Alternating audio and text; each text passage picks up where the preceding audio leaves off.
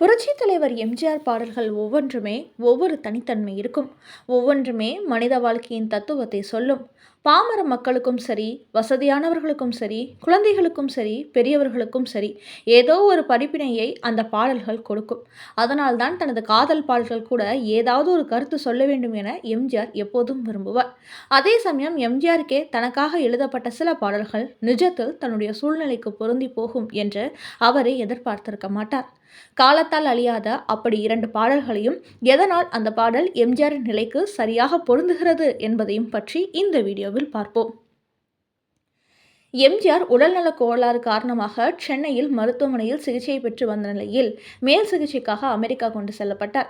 அங்கிருந்து அவர் வருவாரா வரமாட்டாரா என ரசிகர்களும் தொண்டர்களும் ஏங்கிக் கொண்டிருந்தனர். அவரை பிடிக்காதவர்கள் கூட அவர் திரும்பி வந்தால் போதும் என்று நினைக்கும் அளவிற்கு அப்போதைய சூழல் இருந்தது.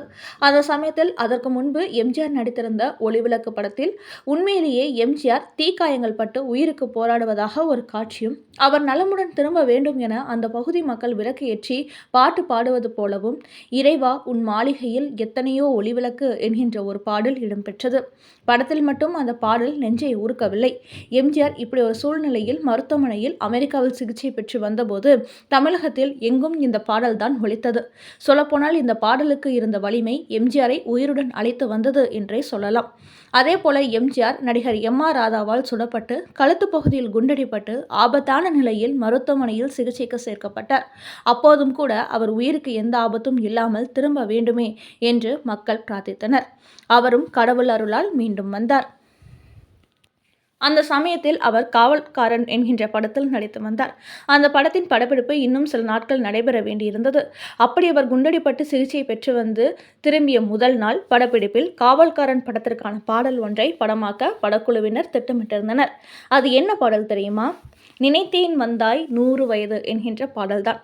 ஒருவரை பற்றி நினைக்கும் போது இப்போதான் நினைத்தேன் உனக்கு ஆயுசு 100 என்று சொல்வார்களே, அதே போலதான் எம்ஜிஆருக்கும் அந்த பாடல் அன்றைய தினம் மிக சரியாக பொருந்தியது. படப்பிடிப்பு துவங்கும் முன்னரே எம்ஜிஆர் காரிலிருந்து இறங்கும்போது அந்த பாடலை ஒளிபரப்பி அவரை உற்சாகமாக படக்குழுவினர் வரவேற்றனர். அதிலேயே எம்ஜிஆர் மகிழ்ந்து போனார்.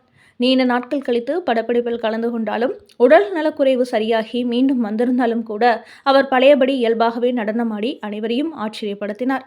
எம்ஜிஆரின் தன்னம்பிக்கையை, அவரது மங்காத திறமையை கண்டு படப்பிடிப்பை பார்க்க வந்திருந்த அனைவருமே கைத்தட்டி ஆரவாரம் செய்தனர்.